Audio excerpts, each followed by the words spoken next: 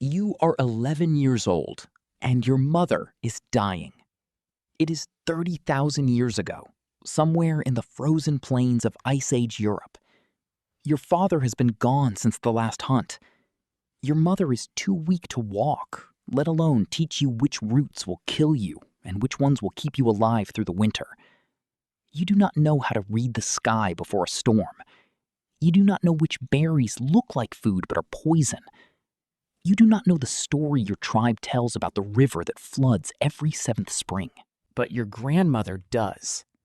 And in this moment, she is the only reason you are going to see tomorrow. This is not a sentimental detail of prehistoric life. This is the hinge our entire species survived on. Because here is the uncomfortable truth modern science keeps circling back to. Human beings, alone among almost every species on Earth, evolved to keep living decades after we stopped being able to reproduce. And that single strange fact may be the reason you exist at all. Consider this.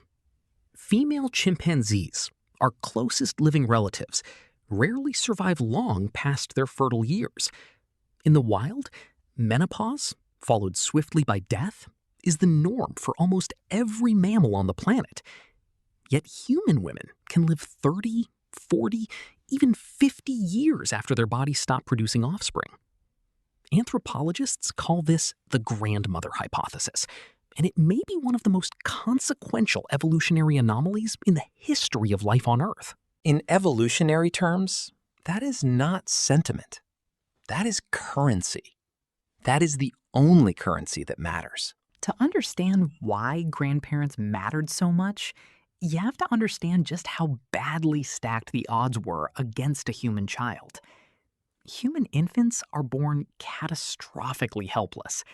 A baby zebra can stand and run within minutes of birth. A human infant cannot even lift its own head for months. Our brains are so large and our pelvises so narrow from walking upright that we are forced to give birth to what is essentially an unfinished creature, one that will need nearly 2 decades of intensive care before it can fend for itself. Anthropologist Kristen Hawkes, one of the researchers most associated with the grandmother hypothesis, has argued that this created an impossible math problem for early human mothers. A mother nursing one child while pregnant with another in an environment where food had to be dug, tracked, or foraged by hand simply could not do it alone. She needed help, consistent, skilled, And the best possible source of that help was a woman who had already raised children of her own, who no longer had infants demanding her body's resources, and who was permanently, genetically invested in the survival of her bloodline. Grandmothers did not just love their grandchildren. In the harshest possible calculation, they were a survival technology. But food and childcare were only half the equation. The other half was knowledge. And in a world without writing, knowledge only existed in living human memory. Every skill that kept a Paleolithic band alive, which plants were medicine and which were poison, how to read weather 3 days out, where the herds would be in the dry season, how to set a broken bone, how to survive a famine that came once in 40 years, existed nowhere except inside the oldest living members of the group. A 25-year-old hunter had experienced maybe one serious famine in his lifetime. A 60-year-old grandmother might have survived 4.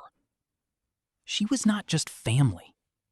She was the archive. What happens when the archive burns? Now imagine what happened to a band that lost its elders. This was not hypothetical. Disease, violence, and simple bad luck could and did wipe out the oldest members of a group. And when that happened, something worse than grief followed. The accumulated knowledge of survival, the mental map built over 60 or 70 years of trial, error, and near-death encounters, vanished in a single generation. Some researchers studying the collapse of isolated populations, including small island societies in more recent history, have pointed to the loss of elder knowledge as a contributing factor in technological and cultural regression.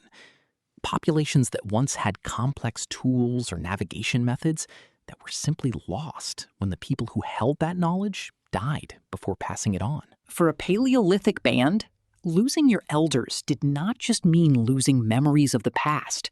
It meant losing your only warning system for the future. It meant the next famine, the next flood, the next long winter would be met not with hard-won experience, but with guesswork. And guesswork, in that world, killed. There is a final piece to this puzzle, one that is easy to overlook because it seems soft next to famine and predators: story. Every hunter-gatherer society studied by modern anthropologists has one thing in common. Around the fire, at night, when the hunting and gathering was done, it was overwhelmingly the older members of the group who told the stories. Anthropologist Polly Wiesner's research among the Juwansi people of the Kalahari found that daytime conversation was dominated by economic and social complaints, but firelight conversation, dominated by elders, shifted almost entirely. These were not idle entertainment.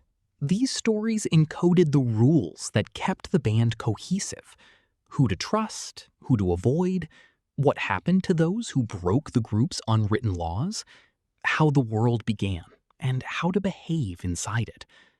Children who grew up hearing these stories absorbed, almost by osmosis, the accumulated social wisdom of everyone who had lived before them.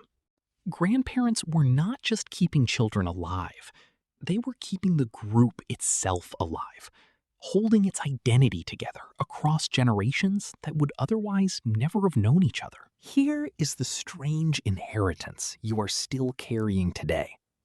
You did not evolve to be raised only by your parents. Somewhere in the deep architecture of our species, in the length of human childhood, in the strange late-life survival of human grandmothers, in the fact that we are the only great ape whose elders routinely outlive their own fertility by decades, is written a single quiet message. Humans were never meant to survive alone, and we were never meant to survive within just 2 generations either. We survived in chains, grandmother to mother to child, story to story to story. Every human being alive today is descended, unbroken, from a line of children who had someone old enough, wise enough, and invested enough to keep them alive long enough to have children of their own. So the next time you hear an old story, or feel the pull of a grandparent's advice you didn't ask for, remember what you are really looking at. It is not a curiosity of family life. It is the oldest survival technology our species ever built, and it is the reason you are here to hear it at all.